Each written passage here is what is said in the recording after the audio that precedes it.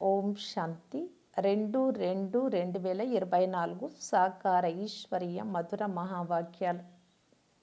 మధురమైన పిల్లలారా, ఉన్నత పదవిని పొందేందుకు మీకు తండ్రి ఏదైతే చదివిస్తున్నారో ఆ చదువును యథాతథంగా అనగా ఉన్నది ఉన్నట్లుగా ధారణ చేయండి.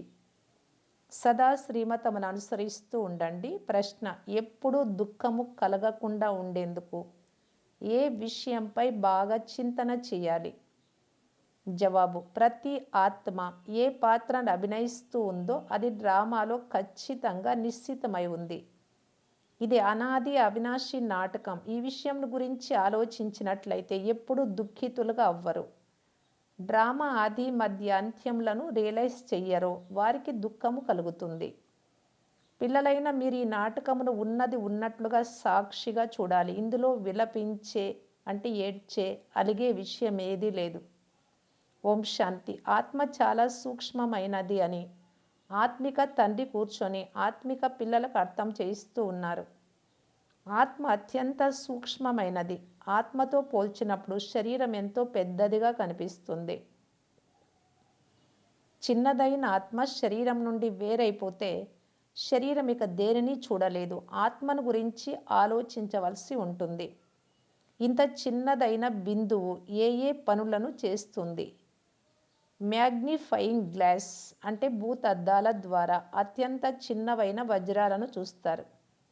వాటిలో ఏ విధమైన మచ్చ లేదు కదా అని గమనిస్తారు. అలాగే ఆత్మ కూడా చాలా సూక్ష్మమైనది. ఆత్మను చూసేందుకు ఏ భూతద్దం కావాలి? ఆత్మ ఎక్కడ ఉంటుంది? ఏ సంబంధం ఉంది? ఈ కళ్ళకు భూమి ఆకాశాలెంతో పెద్దవిగా కనిపిస్తాయి. బిందువు వెలుపలికి వెళ్ళిపోయిన తర్వాత ఇక ఏమీ కనిపించదు. ఎలాగైతే బిందువైన తండ్రి ఉన్నారో ఆత్మ బిందువు కూడా అలాగే ఉంటుంది. ఇంత సూక్ష్మమైన ఆత్మ పవిత్రంగా అపవిత్రంగా అవుతుంది. ఇవన్నీ చాలా విచార సాగర మతనం చేయవలసిన విషయాలు. ఆత్మ అంటే ఏమిటో, పరమాత్మ అంటే ఎవరో ఈ విషయాలు ఇంకెవ్వరికీ తెలియదు. ఇంత చిన్న ఆత్మ శరీరంలో ఉండి ఏమేం చేస్తుందో గమనించండి. ఆ ఆత్మలో 84 జన్మల సంపూర్ణ పాత్ర నిండి ఉంది. అది ఏ విధంగా పనిచేస్తుంది? అద్భుతం.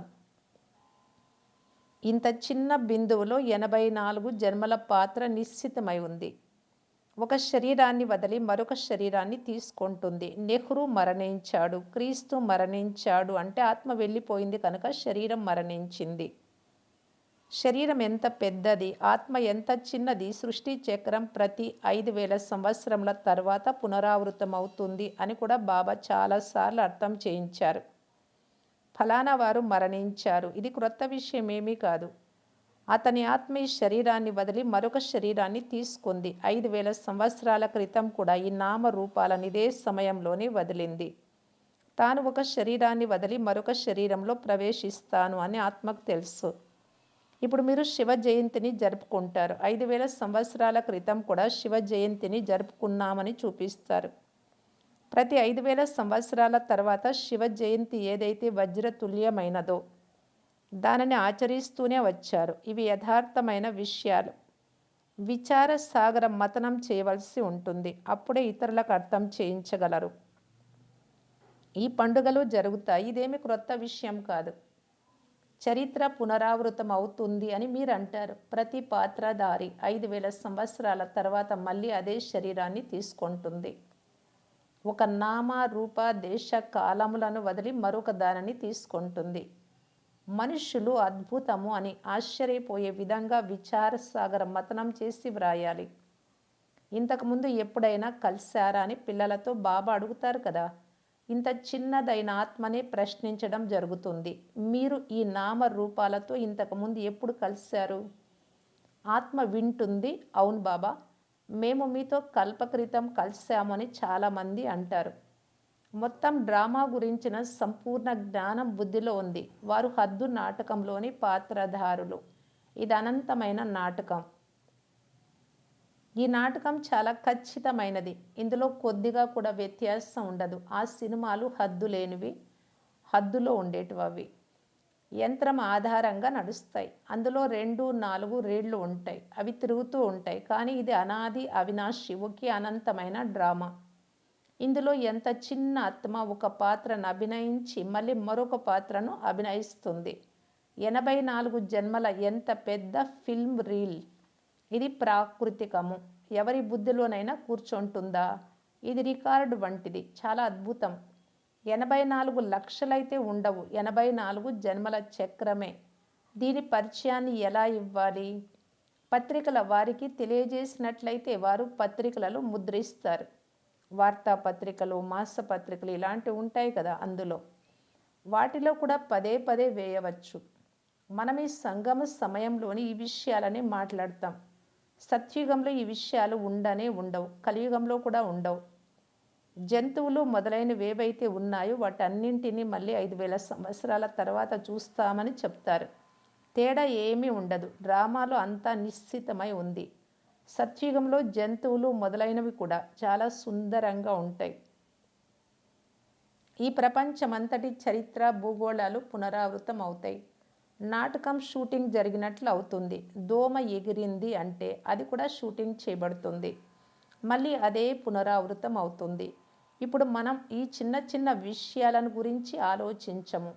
మొదట తండ్రి స్వయంగా చెప్తున్నారు, నేను కల్పకల్పము సంగమ యుగంలో ఈ భాగ్యశాలి రథంలోనే వస్తాను. పరమాత్మ ఏ విధంగా ఇతనిలో వస్తారో ఆత్మ చెప్తుంది. వారు ఎంతో చిన్న బిందువు, కానీ వారిని జ్ఞానసాగరులు అని అంటారు. ఈ విషయాలను మీలో కూడా ఎవరైతే వివేకవంతులు ఉన్నారో వారే అర్థం చేసుకోగలరు. ప్రతి 5000 సంవత్సరాల తర్వాత నేను వస్తాను అని తండ్రి చెప్తారు. ఇది ఎంత విలువైన చదువు. తండ్రి వద్దనే యాక్యురేట్ జ్ఞానం ఉంది. దానిని పిల్లలకి ఇస్తారు. మిమ్మల్ని ఎవరైనా అడిగితే మీరు వెంటనే సత్యుగ ఆయుష్ 1250 సంవత్సరాలని చెప్తారు. అక్కడ ఒక్కొక్క జన్మకు 150 సంవత్సరాల ఆయుష్ ఉంటుంది. ఎంత పాత్ర అభినయించబడుతుంది. బుద్ధిలో చక్రమంతా తిరుగుతుంది. మనం 84 జన్మలు తీసుకుంటాం. సృష్టి అంతా ఈ విధంగా చక్రంలో తిరుగుతూనే ఉంటుంది. ఇది అనాది అవినాశి తయారు చేసి చేయబడిన నాటకం. ఇందులో నూతనంగా ఎడిషన్ అనగా క్రొత్తగా చేర్చుట జరగదు. ఒకవేళ జరగరానిదేదైనా జరిగినా చింతించాల్సిన అవసరం లేదు. ఎందుకంటే ఇది ఫిక్స్ అయి ఉన్న సృష్టి నాటకం. ఏది ఎలా జరగాలి అని ఉందో అలాగే జరుగుతుంది అనే గాయనం కూడా ఉంది. ఏదైతే జరుగుతుందో అది నాటకంలో ఫిక్స్ అయి ఉంది. సాక్షిగా ఉండి చూడాల్సి ఉంటుంది. ఆ నాటకంలో ఎవరిదైనా ఏడ్చే పాత్ర నడుస్తున్నప్పుడు ప్రేక్షకులలో బలహీనంగా ఉండేవారు ఏడవడం ప్రారంభిస్తారు. అది నాటకమే కదా. ఇది నిజమైనది. ఇందులో ప్రతి ఆత్మ తన పాత్రను అభినయిస్తుంది. డ్రామా ఎప్పుడు ఆగిపోదు. ఇందులో ఏడ్చే లేదా అలిగే మాటే లేదు. ఏది క్రొత్త విషయం కాదు.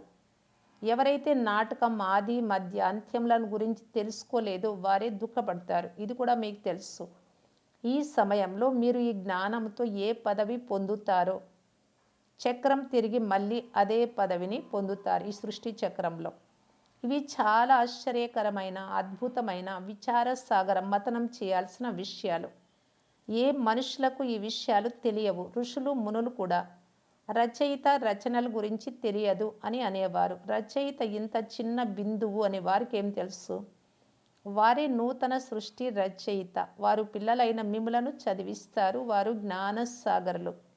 ఈ విషయాలను పిల్లలైన మీరే అర్థం చేయిస్తారు. మాకు తెలియదు అని మీరు అనరు. ఈ సమయంలో తండ్రి మీకు అన్నీ అర్థం చేయిస్తారు. మీరు ఏ విషయంలోనూ దుఃఖపడము లేదా పశ్చాత్తాపడే అవసరం లేదు. సదా హర్షితంగా ఉండాలి. ఆ డ్రామా ఫిల్మ్ నడుస్తూ నడుస్తూ అరిగిపోతుంది, పాతదైపోతుంది. అప్పుడు దానిని మారుస్తారు, పాత దానిని తీసేస్తారు. ఇదైతే బేహద్ అవినాశి డ్రామా. ఈ విధమైన విషయాలను గురించి విచార సాగరం మతనం చేసి దృఢంగా లేక పక్కాగా చేసుకోవాలి. ఇది డ్రామా. మీరు తండ్రి శ్రీమతమును అనుసరించి పతితుల నుండి పావనంగా అవుతున్నారు. మీరు పతితం నుండి పావనంగా అయ్యే లేదా తమో ప్రధానం నుండి సతో ప్రధానంగా అయ్యే మార్గం ఏది ఉండదు. పాత్రను అభినయం చేస్తూ చేస్తూ మీరు సతో ప్రధానం నుండి తమో ప్రధానంగా అవ్వాలి. మళ్ళీ సతో ప్రధానంగా అవుతున్నారు. ఆత్మ వినాశనం అవ్వదు. ఆత్మలోని పాత్ర కూడా వినాశనం అవ్వదు. ఇటువంటి విషయాలను గురించి ఎవ్వరికీ ఆలోచన కూడా నడవదు. ఈ విషయాలు వింటే మనుష్యులు ఆశ్చర్యపోతారు. వారు కేవలం భక్తి మార్గంలోని శాస్త్రాలను మాత్రమే చదువుతారు. రామాయణము, భాగవతము, గీత మొదలైనవి అవే. ఇందులో విచార సాగరం మథనం చేయవలసి ఉంటుంది. బేహద్దు తండ్రి దేనిని అర్థం చేయిస్తారో దానిని మీరు ఉన్నదున్నట్లు ధారణ చేసినట్లయితే మంచి పదవిని పొందుతారు. అందరూ ఒకేలాగా ధారణ చేయలేరు. కొందరు చాలా సూక్ష్మంగా అర్థం చేయిస్తారు. ఈ రోజుల్లో జైళ్లలో కూడా ఉపన్యసించేందుకు వెళ్తారు. వేశ్యల వద్దకు కూడా వెళ్తారు. చెవిటివారు, మూగవారి వద్దకు కూడా పిల్లలు వెళ్తూ ఉంటారు. ఎందుకంటే వారికి కూడా జ్ఞానం పొందేందుకు హక్కు ఉంది.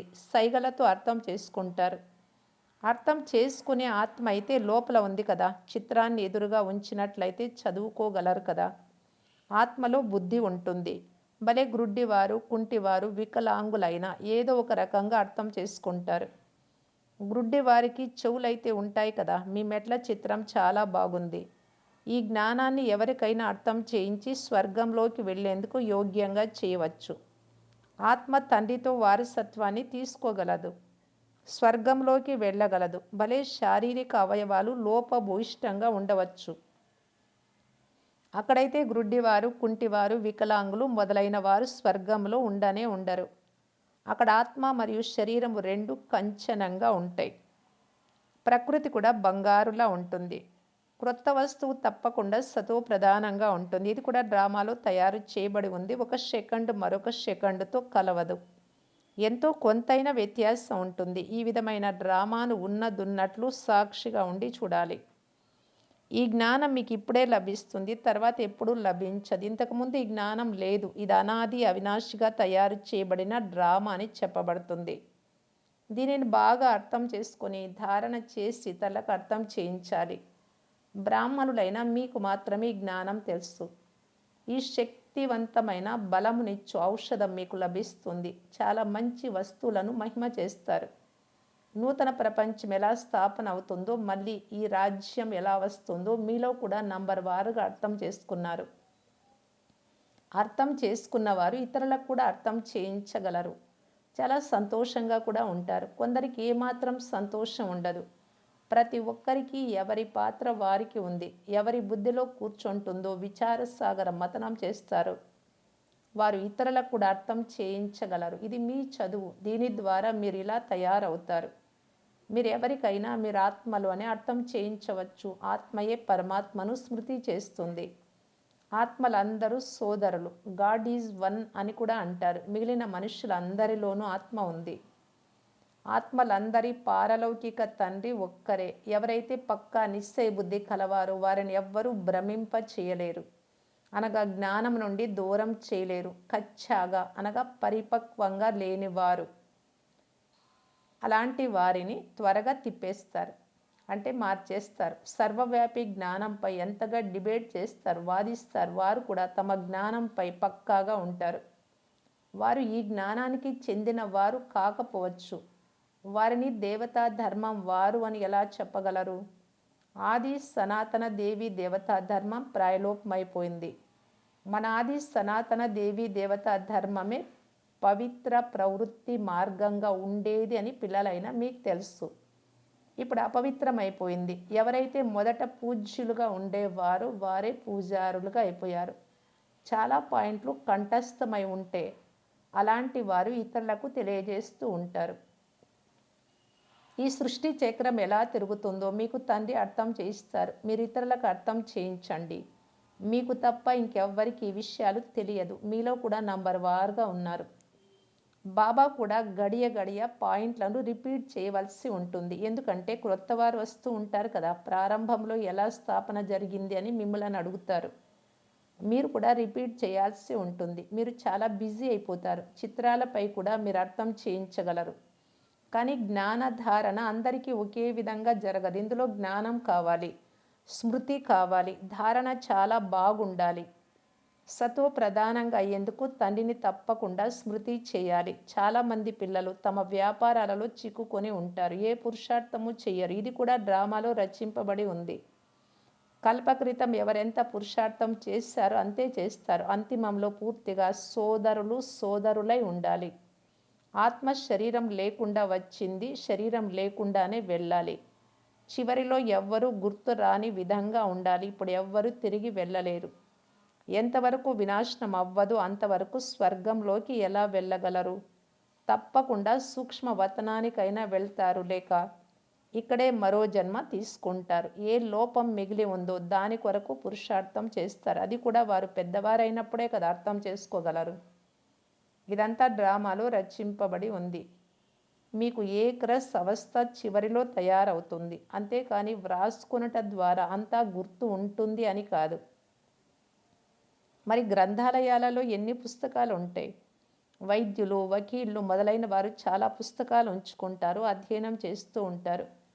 మనుషులు మనుషులకు లాయర్లుగా అవుతారు. ఆత్మలైన మీరు ఆత్మలకు వకీలుగా అవుతారు.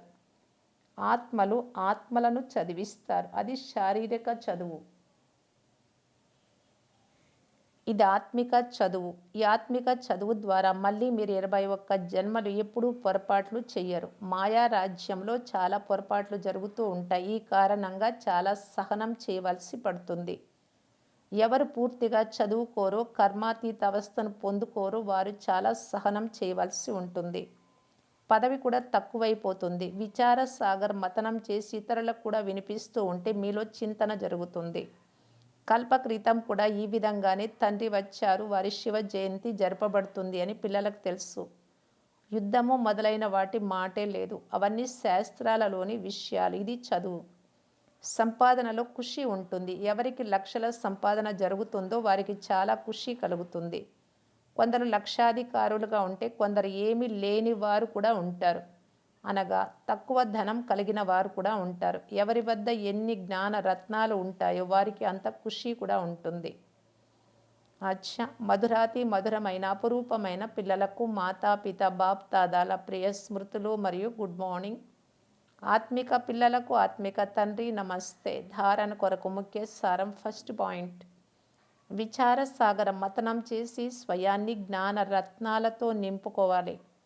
డ్రామా రహస్యాన్ని బాగా అర్థం చేసుకొని ఇతరులకు అర్థం చేయించాలి. ఏ విషయంలోనూ దుఃఖపడకుండా హర్షితంగా ఉండాలి. సెకండ్ పాయింట్, మీ స్థితిని చాలా కాలం ఏకరసంగా తయారు చేసుకొని ఉండాలి. తద్వారా చివరిలో ఒక్క తండ్రి తప్ప ఇతరులెవ్వరూ గుర్తు రాకూడదు. మేమంతా సోదరాత్మలము, ఇప్పుడు తిరిగి వెళ్ళాలి అని అభ్యాసం చేయాలి.